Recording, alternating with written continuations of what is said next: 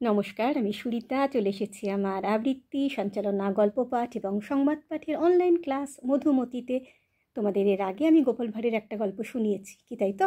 আজকে চলো আরও একটা গল্প গোপাল ভাঁড়ের তোমাদের শিখিয়ে দিই বা শুনিয়ে দিই। গোপালের হয়েছে চোখের রোগ, সব কিছু ঝাপসা করে দেখছে, একটা জিনিসকে দুটো দেখছে। তাই শুনে মহারাজ তামাশা করে বললেন, কি গোপাল, তুমি আজকাল নাকি একটা জিনিসকে দুটো করে দেখছো? গোপাল মাথা নামিয়ে বলল, হ্যাঁ হুজুর। মহারাজ বললেন, তোমার তো পোয়া বারো হে, আছে একটা বউ, দেখবে দুটো। সবাই হো হো করে হেসে উঠল। কি করলো? সবাই হো হো করে হেসে উঠল।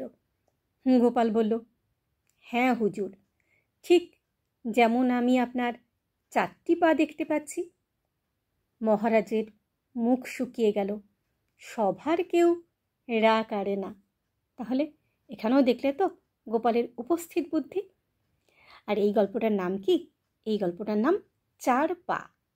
তাহলে আজ তোমাদের এই গল্পটা শিখিয়ে দিলাম, এটাও ভালো করে শুনে শুনে লিখে নিও আর প্র্যাকটিস করো।